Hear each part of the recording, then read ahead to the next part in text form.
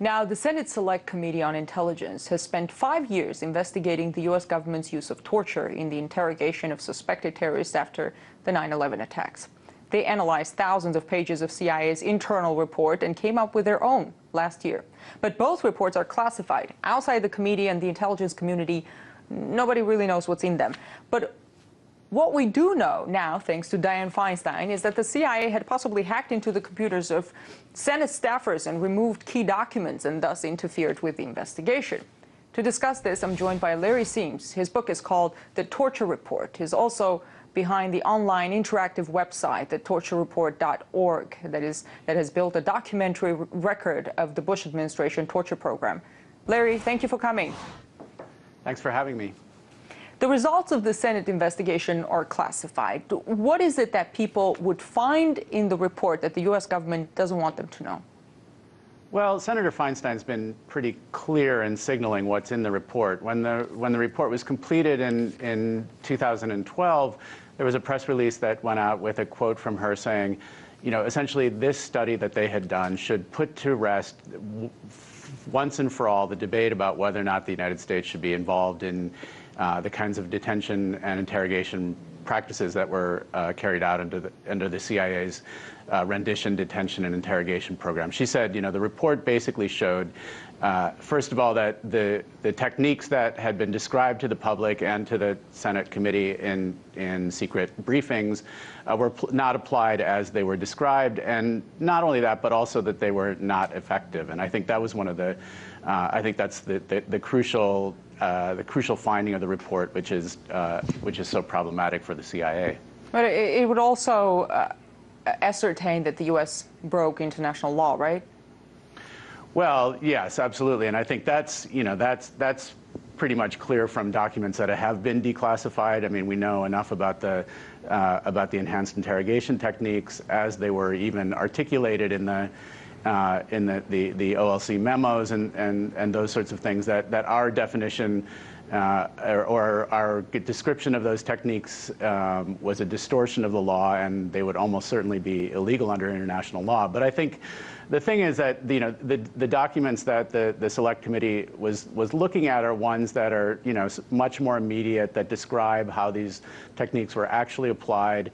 And also, you know, the kind of information that supposedly was generated by the application of these techniques.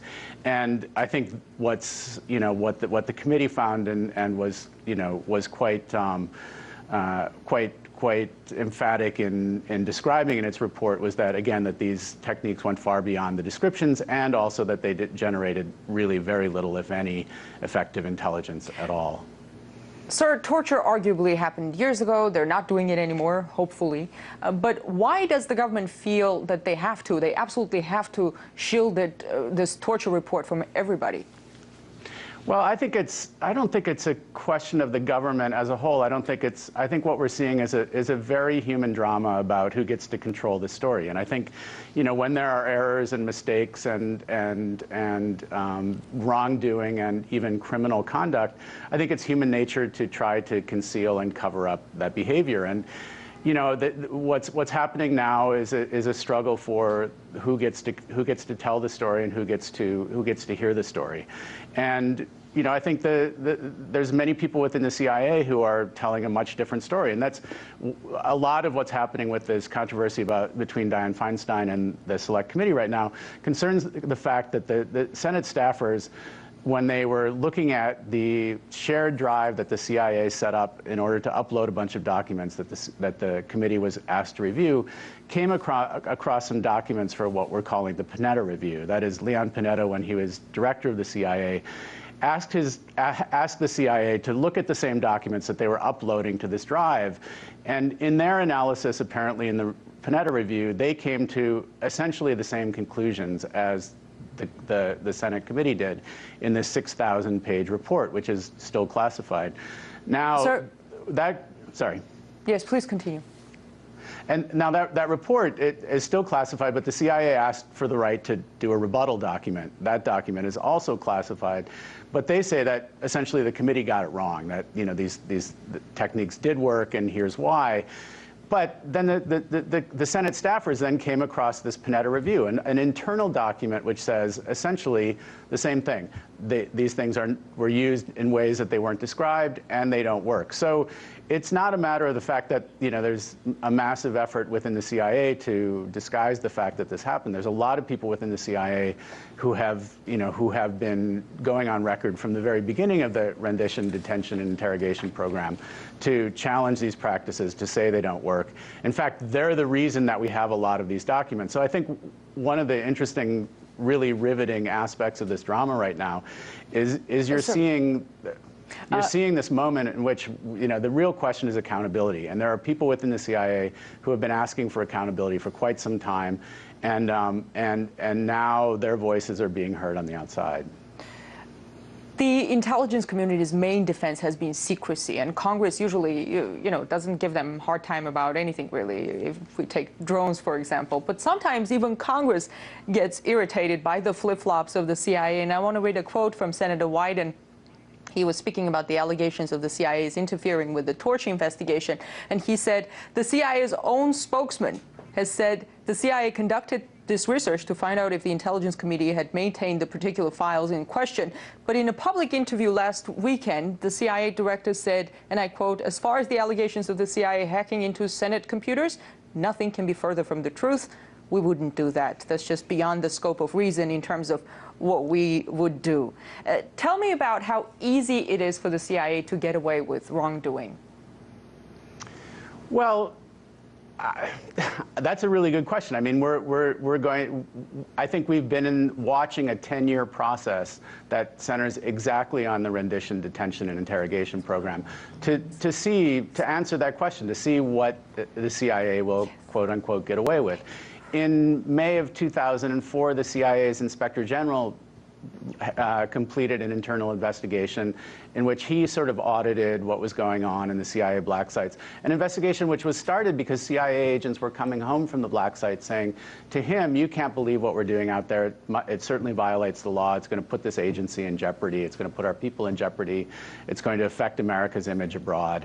So, like I said, this is a 10-year struggle that's been going on to essentially tell the story, to really allow the public to enter into a discussion, into public scrutiny about what went on, what it accomplished, what it did not accomplish, and then to move on. So we have sort of systematically, publicly put off an accountability process, and because we've done that, the CIA has been allowed in a way to continue to try to cover its tracks. And I think the time has come. The public should be asking for the release of the 6,300-page report that the Senate Intelligence Committee has completed. That's our report. These are our elected officials who were charged with oversight on our behalf. We should be asking to see that report. We should read that report. We should be asking the CIA publicly to comment on the report, Absolutely. to comment on its official rebuttal of the report and on the Panetta review of the report.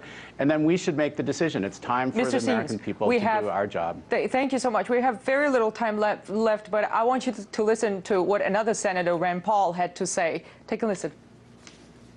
If the CIA is spying on Congress, who exactly can or will stop them? I look into the eyes of senators and I think I see real fear.